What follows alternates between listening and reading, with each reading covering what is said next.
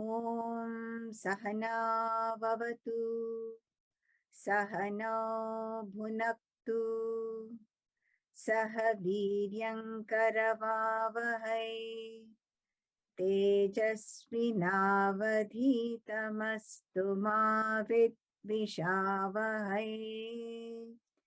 Om Shanti Shanti Shanti. Samasta Jana Kalyane Niratam Karunamayam Namami Chinmayam Devam Sadgurum Brahmavidvaram. Vasudeva Sutam Devam Kamsachanuramardanam Devaki Paramanandam Krishnam Vande Jagadgurum. Hari Om and welcome to all. Our second session of Gita for the Goddess in You. So in the last session, what we saw was that Bhagavad Gita is the essence of Upanishads. And Upanishads are the Jnana portion of our Vedas. So all the Upanishads are part of the Vedas, our scriptures. And what does Bhagavad Gita give us? We saw that it gives us a complete vision of life, that knowledge. And not only that, the values we need to build that life on top. So that's with that strong foundation, what happens then to each one of us is that there is strength and peace right here. We come to know that. And based on that, we'll be able to face anything that comes our way in a very fulfilling manner and squarely. So it is a book of vision and transformation. But nothing outside is changed for us. We are where we are, doing what we are doing, but everything becomes something at a much higher, better level where we are bringing out our very best. And we saw that who does not have weakness? Everybody has weakness. Weakness, but yeah, might not be justified, but more importantly, we should not succumb to wickedness. And that was the problem with the Kauravas we saw, right? So Gita is definitely a book of peace. And we recited a few chants from the Bhagavad Gita Dhyanam. And we sought Mother Gita's guidance for a life of peace and fulfillment, her blessings, so that we can get the most of our study here. So in this session today, we are going to enter into the study of the Gita. We look at the first chapter briefly, which is called Arjuna Vishada Yoga. And we'll also start the second chapter, which is called Sankhya Yoga. And we'll see why this is called Vishada Yoga. And we'll also see why this second chapter is called Sankhya Yoga. And today also we'll see why that great warrior, that Arjuna, who was the best of his times, why was he confused on the battlefield? And also we'll see his surrender to Bhagavan Shri Krishna. And he asks a question in which he mentions the word Shreyas. Shreyas means absolute good. And can there be anything which is absolutely good? We'll see that too. We'll get clarity on that meaning. And we'll get an idea why Bhagavan Krishna's main teaching is on two important points. One is our true identity or absolute identity. And what about our duty? What is our duty? Do we have clarity on that? So he will talk to Arjuna about it, but we, Devis, are going to infer that for ourselves. Every time we talk about Arjuna, we talk about the state of his mind and see whether we face such situations in our life. That's important. Then we also get some, hints as to who we truly are. What's a real identity? Have we even thought about it? And why is it so important to know that? So we'll see that. And we'll just a couple shlokas today, which talk about our real nature. So these are the topics. Now let's see why first chapter is called Arjuna Vishada Yoga. I don't think we have too much confusion regarding the first, that Vishada part of it. We all know that he did become very dejected and sorrowful. So Vishada we understand, but why yoga? We all, of course, know yoga is not just the postural exercises that everybody seems to know all over the world, in fact, these days. Yoga has arrived from a Sanskrit root word called yuj. Yuj means to unite. So what do we mean Arjuna's dejection and sorrow and united? United with what? So this sorrow actually became the means to unite him with knowledge, because rest of the whole of Bhagavad Gita is knowledge that Bhagavan imparts to Arjuna so that he gets over his Vishada. And so this is called Arjuna Vishada Yoga. This is uniting Arjuna to knowledge, and the Vishada just became an excuse and, a platform from which it was, started. Vishada Yoga, it was connected to that. And the second chapter is called Sankhya Yoga. Sankhya and Samyak is Samyak Khyayate iti. Samyak Khyayate means well expounded knowledge. What is this well expounded knowledge? There can be anything better than our highest nature. So that knowledge is expounded in the second chapter. That's why it's called Sankhya Yoga. And of course, it's not just about our highest identity, but Bhagavan uses that to give a punch to Arjuna, to shake him up, to wake him up, and to suddenly start saying, there's some other point from which I have to look at this whole situation, which he was not familiar with at all. And we'll see, we also have not given that a thought. And for us, the goddesses here, the Devis, this also will make us sit up and see there's something else from which I can view life and see, I can start looking for solutions from that vantage point. So we'll see that as well today. Okay. So start of the battle. Now Arjuna has come to the battlefield, and we know that this battle had started initially as between cousins within the family, but now it was a war of ideologies tearing the country apart. So people were on both sides. Now it was what they were standing for. Now no longer in family, conflict. And we know that the Kaurava army, we've heard, it was much larger. And we also know their cause was not just. They were adharmic.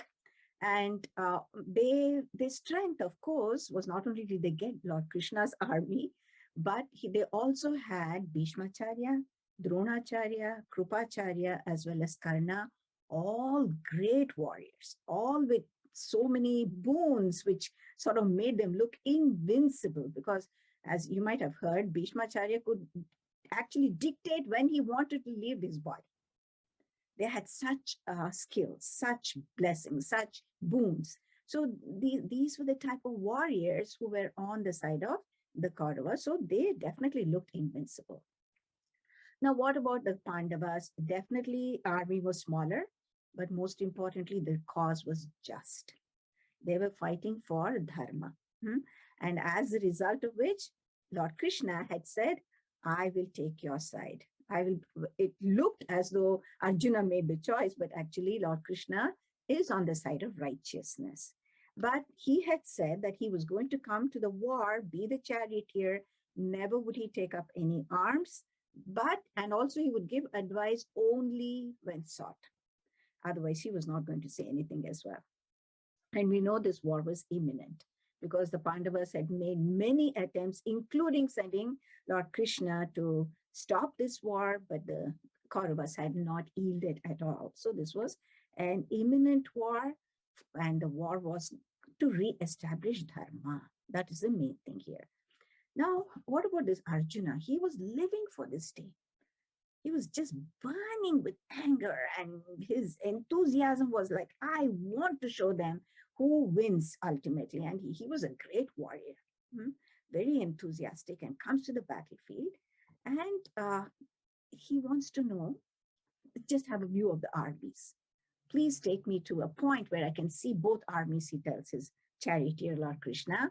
And Lord Krishna obliges, but he does it in such a way, very strategically, he places the chariot in front of Bhishmacharya and Dronacharya. Now you see, it's not that Arjuna did not know that he was going to face all these people, but seeing is different from knowing.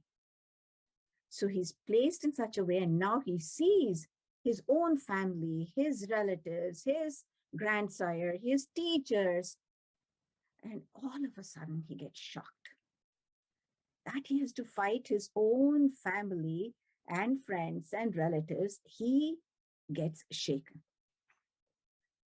And this made him feel that, very nervous now, all of a sudden, which it was not at all his nature. He had faced many wars, and he was probably the bravest amongst all of them too. But he started expressing symptoms of that anxiety and nervousness. Physically, he felt very weak. His body started trembling, and his mouth was parched. He felt he couldn't even speak. So much so, this great warrior with his huge bow, he couldn't even hold it in his hand. He became so weak. He dropped his bow. Then along with it, complete confusion, lots of thoughts started crowding his brain now.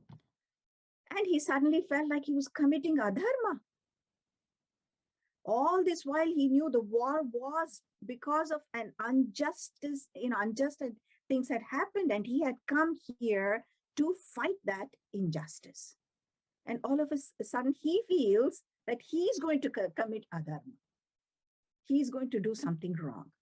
And not only that, he just feels that by committing adharma, he will go to hell, because he felt like the consequences he would face by killing people. Now you tell me, if he had not seen Bhishma, Drona, and they were all strangers on the other side, would he have felt this way? You see where the confusion has happened. He would not have felt that way at all if he was strangers. That's it. I had to deal with them, would have been his attitude. Now, not only did he feel he was committing adharma, right? And then his thoughts, he said, this is wrong. I should not be participating in this. And very slowly, he expressed his deepest concern, which is, will I really win this war? Will I, after all this, will I really win? And that shows there was something deeper and a more selfish motive within himself. Will I be able to face this war? Will I be able to win this war? Comes out of his mouth now. So even before this war had started, there was injustice, there was unrighteousness, so the war was inevitable. But now Arjuna is totally confused and suddenly appears like a total vairagi, total dispassion. Why do I need this kingdom? Why do I need this victory? Who wants this after killing everybody? So dispassion. So you see the levels of emotions that he's going through. Now, if somebody is standing for a right cause, now should be something that we think about. Would we worry about results and consequences when we know that this is right and we have to stand up for it? But many times we know that we don't get the courage to stand up for a just cause, because we are worried whether we will really succeed. We get cold feet and we try to push it under the rug. We might not be on the battlefield and, facing people who we have to kill and things like that. But in life, we do face these situations where to stand up for what is right, sometimes our courage seems to elude us, because we are very, very concerned whether we really will be able to make our point and make sure that, the right is stood for. And also we are worried what will happen to us. This is what we, at our level, many times we face this. Okay. So what happens? So he gets all these emotions through him. And Lord Krishna, initially, he says, what is this, Arjuna? You are the greatest of warriors. Come on, stand up and fight. Don't behave like this. And so he tries to sort of shake him with words which are common, like, trying to make Arjuna realize his Kshatriya blood in him. But it seems to be of no consequence. And in fact, Arjuna looks like he's completely crumbling. And he says, no, no, no, I have to worship these people with flowers. And how can I shoot arrows at them? There'll be so much adharma in this kingdom. The consequences are terrible. And I do not want to participate in it. Better to give up the kingdom, he tells Lord Krishna. So he thought that Lord Krishna would support him, that he would support him. And he would say, oh, yes, that's true. Don't fight. But he got nothing of that from Lord Krishna. Nothing of that. And as I say, when we put ourselves in such situations, think, have we experienced times when people or situations overwhelm us? Yes, they do. And when that happens, is there clarity in our thinking at such times? Can we make right decisions so that we can handle the situation properly? We find that many times we are not. And also, even if we make decisions with an agitated mind, when there's no clarity, obviously what we do, our actions cannot be the best. So what does Arjuna do at this time, knowing that he's incapable of making any decisions? All his arguments have failed. Lord Krishna is not going to turn the chariot around and take him back. And he says, I don't know what to do now. I need help. I need help from the Lord to make, my friend to make decision. Okay. He did not know he was Lord at this time. So he looks to Lord Krishna for help and guidance. So would Aruna repeat after me? If you can unmute, and please repeat the shloka now. This is the 7th shloka and 2nd chapter, when there is a change in Arjuna's thinking process. He's as though put on halt and completely unable to make any decisions, is turning to the Lord. Arjuna uvacha. Arjuna uvacha. Karpanya dosho pahatasvabhavaha. Karpanya doshopahat svabhavaha. Pruchhami tvam dharma sammudha-chetah. Pruchhami tvam dharma sammudha-chetah. Yat shreyasyan nishchitam bruhi tanme. Yat shreyasya nishchitam bruhi tanme. Shishyasteham shadhimam tvam prapannam. Sishyesteham sadhimam tvam prapannam. Shishyasteham shadhimam tvam prapannam. Sishyasteham sadhimam tvam prapannam. So this is a milestone, one important milestone, where Arjuna, realizing he's incapable of making any decisions, turns to Krishna for advice. So what does he say? Karpanya doshat upahata swabhava. He says, my mind is overwhelmed with this misplaced compassion and pity, and as though stolen away. I just can't make by these, emotions. I can't make any decisions. Dharma sammuda chetaha. And my mind is completely confused with regarding dharma. This is here in this context, dharma is my duty, because dharma has many layers of meanings. At some point I will explain, but here it is regarding my duty, completely confused about my duty. I was clear when I came here. I knew I had to fight this war, and I knew who were on both sides. But now seeing them, I'm not sure. I'm confused. Yes, Shreyas Chat Nischitam Bruhitan me. You please decisively tell me. Now he uses the word Shreyas. What is absolutely good for me? In what will I find my complete fulfillment? What will there be my welfare in this? You please tell me what is the best course of action, and also what's absolutely good for me, by doing which I'll feel fulfilled, he asks.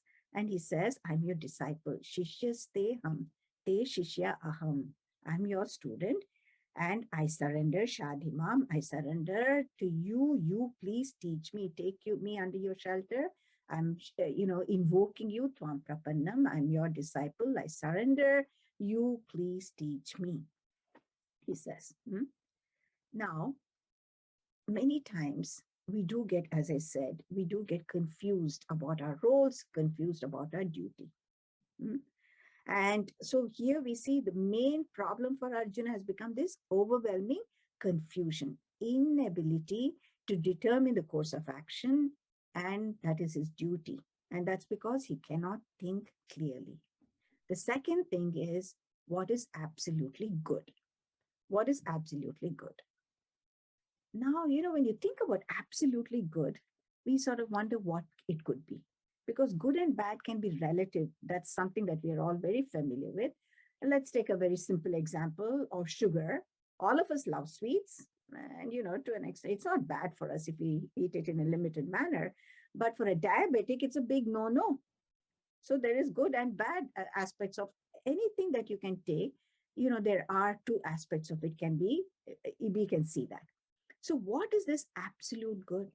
Certain things are absolute good. And what are they? And that is the thing that we're going to see. What is Shreyasna, which is unconditionally good for all. There's no conditions for this.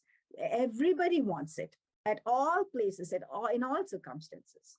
This is good for everybody. So if you take at physical level, all of us want good health. Who doesn't want it? That's absolute good for everybody. And at our mental level, we want peace. That everybody desires. And at our intellectual level, we want clarity in our thinking. Clarity is important. And we know that when we are at peace with everybody, that is best. That's the best way to live with everybody. And that is by recognizing our oneness with everyone. That is our true essence. There is something which unites us all, no matter humans, no matter other living creatures, and everything of the nature. Our scriptures over and over again tell us there's an underlying unity. When we know that, we can live at peace with everybody. So that is at the spiritual level. Physical level, mental level, intellectual level, and spiritual level, there is absolute good for everyone. Okay. So now Gita, Bhagavad Gita, is going to guide us. Guide us now for a problem which is universal. But first and foremost, determining our duty and the right course of action. Second is that absolute good, which is, that happiness, that fulfillment, that peace, which everybody wants, which is also universal. So right away, we see that Gita is not just addressing some little topical problem which keeps coming up. In life, there will be something or the other to keep us going at an individual level and at the level of society. But Bhagavad Gita is going to address in entirety, gives us a bigger vision for universal problems, not just topical problems. It's like, I've heard this very nice analogy. They say that problems in this world are like the tissue boxes. You pull one tissue out, guess what happens? Another one pops up as well. So that keeps on going. So, you solve one thing, there's something else coming along. But that's not what is needed for us. We need a universal solution, universal for everybody. And that's what Bhagavad Gita is going to give for all of us. Okay. So sometimes our problems are at a simpler level, some educational choices or what should you do in your career and things. But then sometimes there are more confounding problems related to our moral issues, ethical issues, something a little bit more complicated. And so at such times, we need guidance, we need help. And Arjuna did the right thing by surrendering to the Lord, by surrendering to somebody who was, standing apart and had a different perspective. And so he sought his advice. In life, we too should know that. When things overwhelm us, when we feel we cannot make decisions, and especially when we need help, it is good to seek help, and it's actually a sign of strength. All of us should be very comfortable with that. Just because we're going through something and we don't know what to do, we shouldn't be thinking that, how would I exhibit this to others? It's important when we recognize something within us, which is we can't deal with it. It's a sign of strength to seek help. Okay. So what did Bhagwan say? He just looked at him. He gave a big smile. And then he said, yes, Arjuna has a problem. There's no doubt about it. He has to be pulled out of this right now. He's on the battlefield. But the good thing was he had stopped, at least dropped the idea of running away from the battlefield. So now Bhagwan has a chance to address his confusion, address his issues. Okay. So now Bhagwan is going to address this, keeping two things in mind. But you'll see the bottom line is only one thing. As we go through these lectures, there's slides, you'll see the bottom line is there's a one main problem which is causing two issues here. One is he's got confusion about his duty. How did Arjuna enter the field? As a Kshatriya, as a soldier, as representing all his people. Right? That was his identity. He didn't think of himself as Arjuna, my uncle, none of those things. He was a soldier. He was a Kshatriya. He was representing his country, his nation. And now suddenly he feels, I'm Aham Arjuna, my grandsire, my teacher. The identity is confused. And therefore, his duty at that time was to fight the war. He's unable to do it. Now, what is this fulfillment he's talking about? He has no idea. And we'll see, or most of us would not know that already that Shreyas, that fulfillment, that happiness, that place of peace, strength is our inherent nature. And not knowing that, all our pursuits, all our ups and downs. So Bhagavan Krishna is going to tackle both of them in this second chapter, which is like a summary chapter. Although initially it seems, what is Lord Krishna talking about? He wants to address both right away and give us a total picture, so that then he'll, of course, unfold everything and make it easy for us to understand as well. So now what does he say to Arjuna? Who's going to repeat after me? I think it is Anita. If you can unmute yourself and please repeat after me. Shri Bhagavan Uvacha. Shri Bhagavan Uvacha. Ashocyanan Vashochastvam. Ashocyanan Vashochastvam. Prajnavadanscha bhashase. Prajnavadamscha bhashase. Gatasu nagatasumscha. Gatasu nagatasumscha. Nanushocanti panditaha. Nanushocanti panditaha. Bhagavan says, Arjuna, what's the matter with you? There you're weeping and crying and saying that you can't fight. You look like you're so weak, and yet you speak like logic of a wise person. Now, what do you mean by that, Bhagavan Krishna? He says, Ashochanyanva shochastra. You are, crying for those who should not be gatasuna gatasunscha, people who are gone and people who are going to go away in the future. The wise people don't grieve. But yet here you are speaking all that logic and you're grieving. So the two, that does not go with each other. That's not making sense. You're behaving like something and speaking something else. So I don't, this is not right. Actually, in the following verses right now, Bhagavan is going to speak about this. What do you mean by those who are gone and those who will go, the wise don't grieve? What exactly is that? That's what he's going to talk about. Meaning, he's going to talk about our highest nature, and therefore that highest nature he's going to show us, which is eternal, will never go away. So the wise don't grieve. If some physical form is gone, they don't grieve. And they knowing that a physical form of somebody will go away, they do not grieve because they know what is eternal is what he wants to show. So we have to understand this point very well. Because, it's very easy to say that, oh, don't cry over somebody who's gone. But, when there's loss of health, loss of wealth, or loss of near and dear ones, how do we handle that? Right? That's a more practical question. We should be very patient because Lord Krishna will give us all the tools. With clear understanding, he will then make us, also give us tools to equip us. So let's be very patient. All he wants to make sure and tell Arjuna right now is start looking at something from a different standpoint. That's the first thing.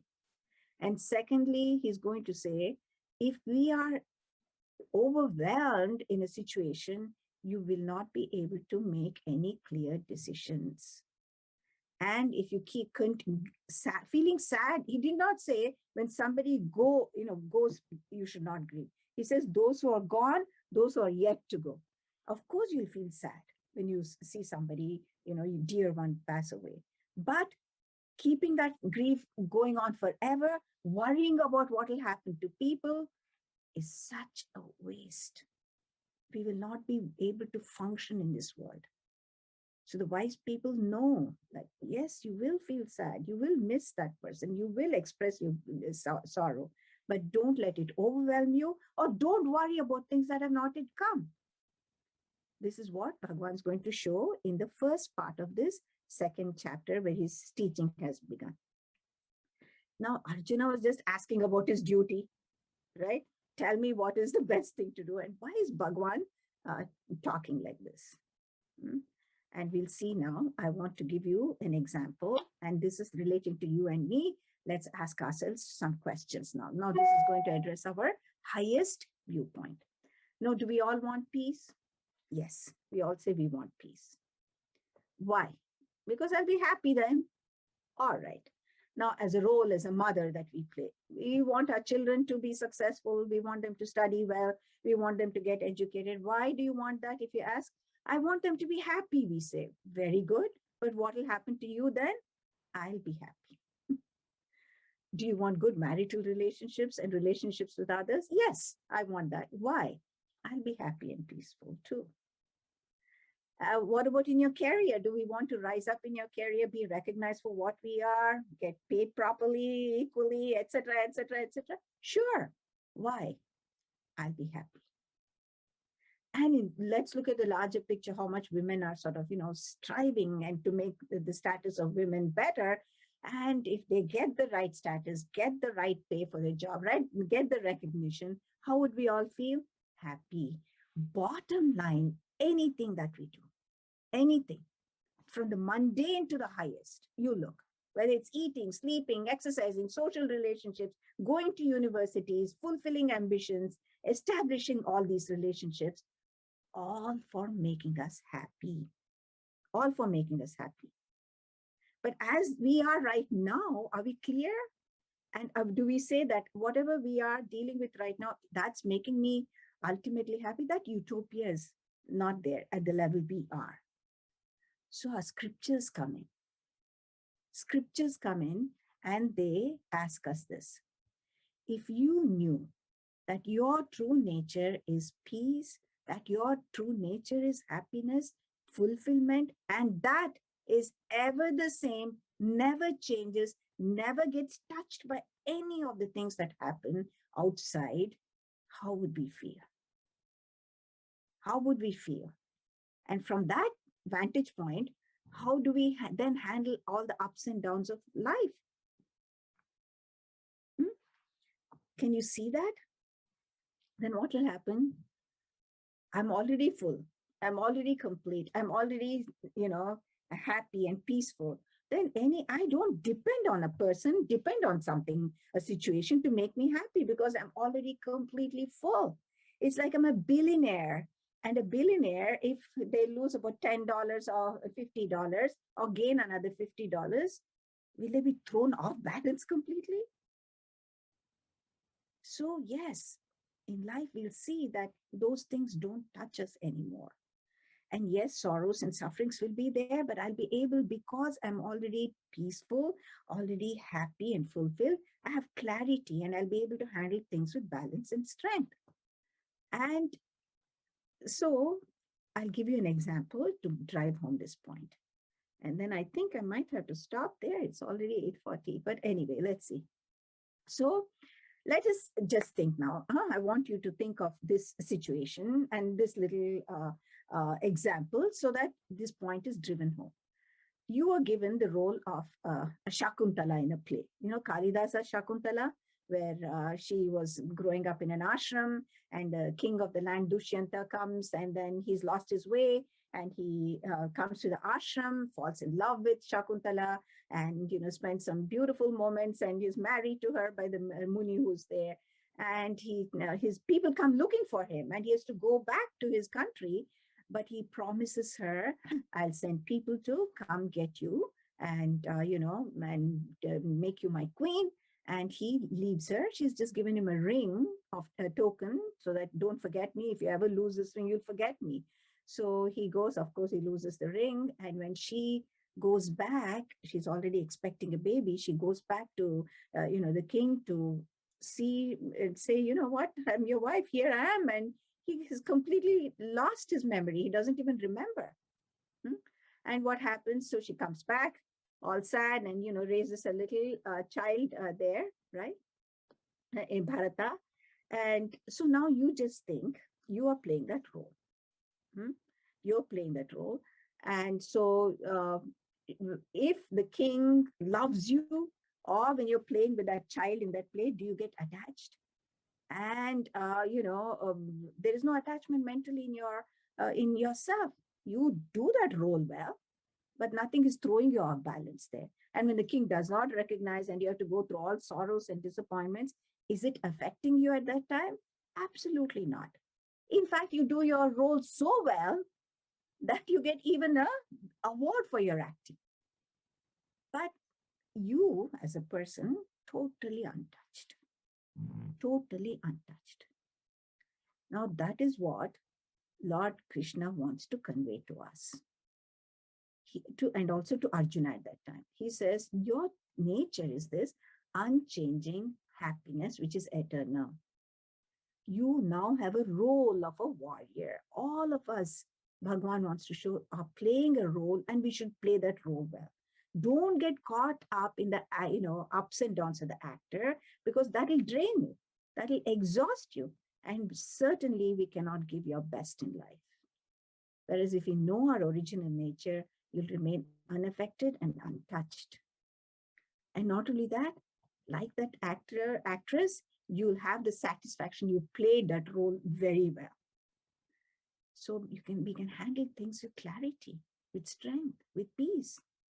So having the larger vision, we can let go of petty things, and we can live life beautifully. Don't get mixed up in the roles, is what Bhagavan is telling us. But we know it's not so simple. While we're doing our work, we take all the things from the home to work. And when we come home, we don't know how to drop our work there. All the problems come there. It gets reflected in the family. The head is churning. And then even simple or important things, actually, when you're a mother, you don't know when to let go of your child, when to sort of enjoy their independence, when to, being a mother-in-law or a grandmother, not to get involved in everything, how to step back. How many, we have so much of confusion. So this is mixing up of roles that happen. So it's very important that we have some clarity. So that's the reason Bhagavan first starts from the highest, pointing our absolute nature that is free from birth and death. And from that point, if you view it every situation, then there's no grief from that situation. Grief is the one which causes overwhelming confusion, the terrible confusion. Granted, not everybody is ready to absorb this right away. Agreed, even Arjuna did not get it right away, but at least there is now another vantage point that we were not aware of, which Bhagwan is now showing to us. Okay. I think I'll take a few more minutes because I'm not sure we're going to have discussion today. At least let's do the 2 more shlokas, which has entered into our, showing our true nature. And then I'll leave about 10 or 15 minutes for discussion, questions, and we'll see where we go. So the next person to repeat after me is Aparna. Please unmute. Bhagavan Krishna is now talking about our highest nature. Natve vaham jatu nasam. Natve vaham jatu nasam. Natvam neme janadhipa. Natvam neme janadipa. Nachaiva na bhavishyamaha. Nachaiva na bhavishyamaha. Sarve vayamatah param. Sarve vayamatah param. So Bhagavan Krishna is saying, look, that he says there was not a time when you were not there. There's not a time when I was not there. And there's not a time when all these people are not there or will not be there. Meaning our essential nature is eternal. That means within you and me right now, there is something which is eternal, which cannot be destroyed, has no birth and death.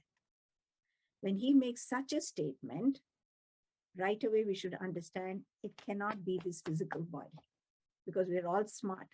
No great-grandfathers are alive still, no great-grandmothers are still alive, right? In that sense that physical presence is gone. So we cannot be the body is a hint he's giving right away.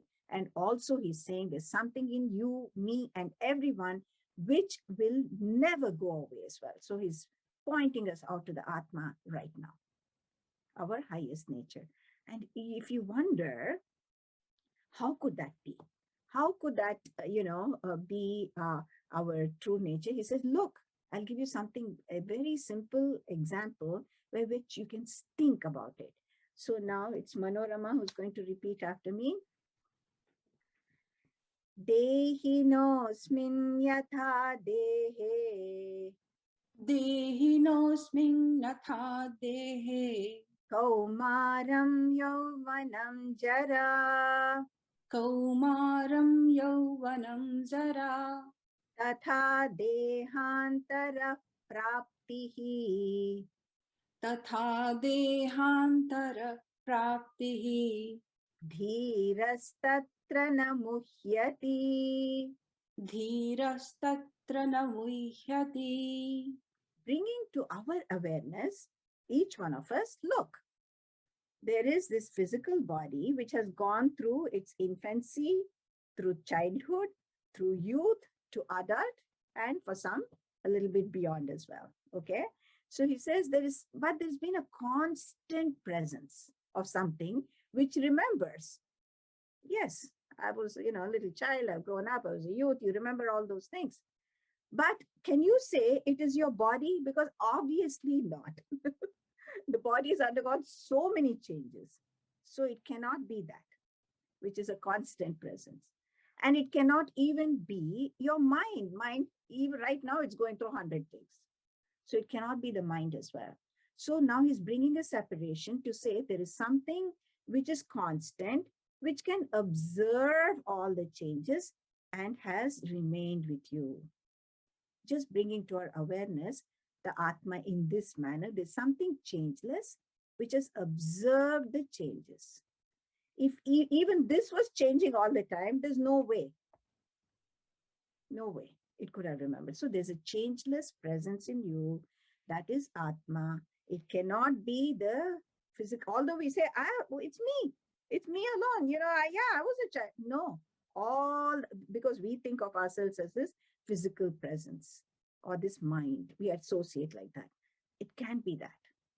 There is a knower which is different from all the known things, which knows your physical body changes, which knows your mind and its various thoughts.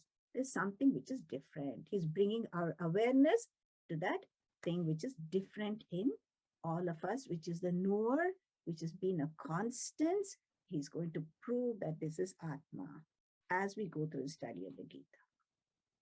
So right away, he's taken us to our highest nature because he wants to shake Arjuna. He wants to wake him up. This is something which he has not heard before. And also his grief was it was going to cause so much destruction that there would be death. And he's going to say, what are you talking about? There's no death for your true nature. And you and he and they and everybody, including me, have this already in us. And the blessings to know that is knowing which, how do we then live in this world? What sort of clarity will we have in life? So with that, we'll conclude. We'll continue in the next session. Gita's guidance is a problem for problem which is universal. How do you determine your duty and then our right course of action? And what is the search I'm doing all the time through all my pursuits? That happiness that I want, that fulfillment I want, which everybody wants. Gita will guide us to that. The war is for a just cause. Arjuna had lived for this moment. This overwhelmed with shock, sadness, and grief, seeing his own people, he thinks it's adharmic war, gets confused between dharma and adharma. And his personal anxiety starts creeping up, and he demonstrates that as well. We saw what is absolute good, and we saw examples of that. But on the highest level, all of us, that place of happiness, that fulfillment and peace, our nature, already ours. And when we have to perform any duty and then subsequent course of action, depends on the role you play. Arjuna's role at that time was a soldier. And therefore, there were certain responsibilities. And if we want that lasting peace, lasting fulfillment, we have to know our true nature. And Bhagavad Gita will help us determine both of them. Now, we don't have time for, we're not going to be going into break rooms today, and we'll determine with the help of our, the Bramhavaadini leaders, what we want to do about this. But these are things that you can think of. You can reflect till the time we meet next time. Just ask yourself, have I found lasting peace and fulfillment through my various pursuits, my college degrees, my job, my marriage, my parenthood, where we live? Ask yourself this.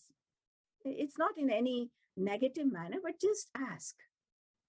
And how often do we stand for what is lasting good versus short-term gains? No guilt. This is all being objective in life. And also imagine, how would it be if I could operate with the understanding of place of peace, strength, security already? How would you feel if that was something that already was mine and I knew it and then I had to tackle something? How my mind would be so undisturbed, clear, help me make right decisions. You think about it. These are for us to reflect on as we move on, getting the main, messages of the Gita and trying to make it our own wisdom.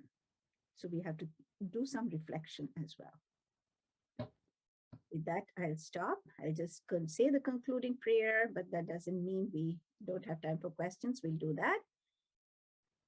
Om Sarve Bhavantu Sukhinah, Sarve Santu Niramayah, Sarve Bhadrani Pashyantu, Ma Kaschid Dukha Bhag Bhavet. Om Shanti Shanti Shanti. Harihi Om Shri Gurubhyo Namaha. Harihi Om.